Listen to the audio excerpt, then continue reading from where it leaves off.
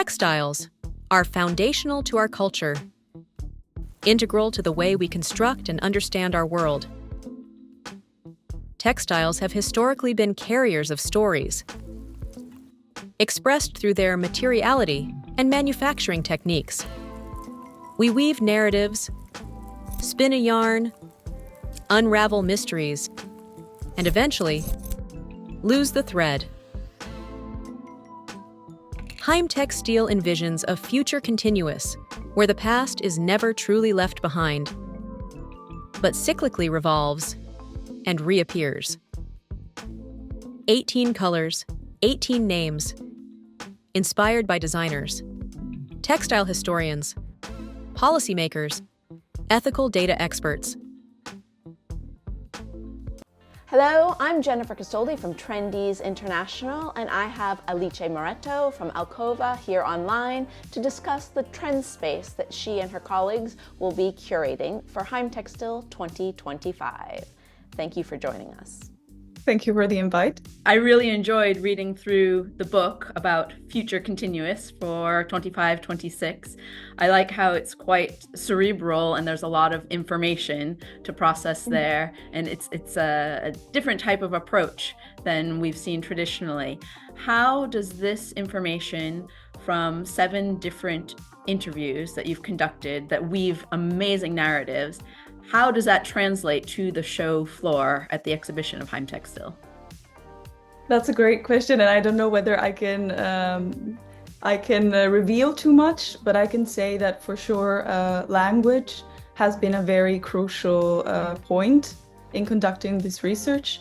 We wanted to communicate that textiles are central to the way we construct and understand our world. That they are foundational to many mathematical, geometrical principles, and they can be considered one among the first forms of technology. The spindle being the first wheel, and even, I think textiles are really embedded in our culture, and that can be seen through language. When you think about all the expressions that are connected to textiles, the very word text shares the root with textiles. So it's really intertwined. We say weaving narratives, we refer to threads of emails, we lose the thread. I mean, there's literally so many expressions that communicate the importance and the relevance, both culturally and technologically, of textiles. So we really wanted to play with this dimension of language. To reply to your question, we really tried to kind of complement the booklet with our spatial installation. So what visitors will see and can expect is a very performative installation and immersive installation that's going to be flowing and moving in the space. And it's going to showcase a series of samples that are treated really almost diagrammatically. It's almost like an index of textiles. There were 3 or 4 themes that you could pick out that you'll be showcasing. What would they be? The 3 main topics that we will showcase reflect also the knowledge we gathered through these dialogues and interviews. The first one is naturally uneven.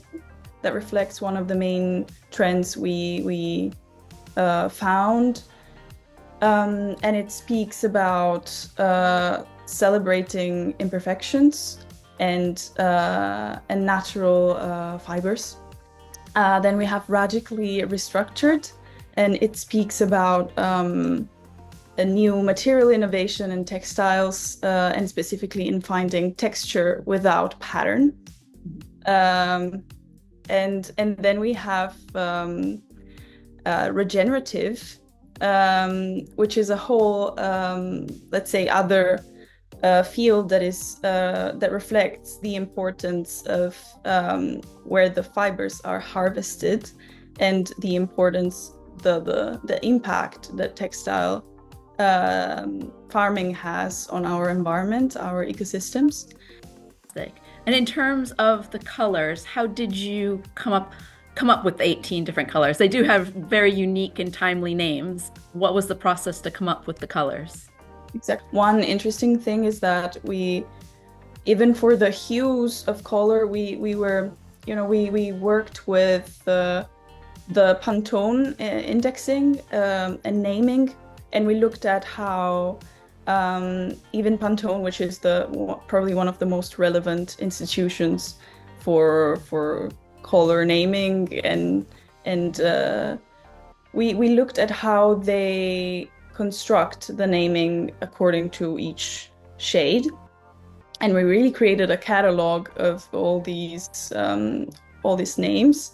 And most of them don't even refer to a specific color per se, but they refer perhaps to an emotion or to a sensation. So the trend we saw is that really increasingly color can be communicated as not only a mere visual perception, but to convey something else. That's why besides choosing 18 different colors, as Heimtextil Trends usually does, we've also created a specific naming for them, drawing from inputs that we gathered from all these different discourses we held with professionals that intersected textile industry in various ways.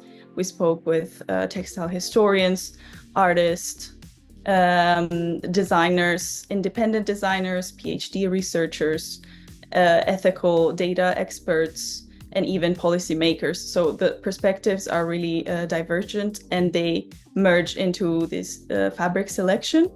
Excellent. So people who are going to come and see the trend space at Heimtextil, they can expect to have an immersive experience and find basically a library of textiles with 3 different themes.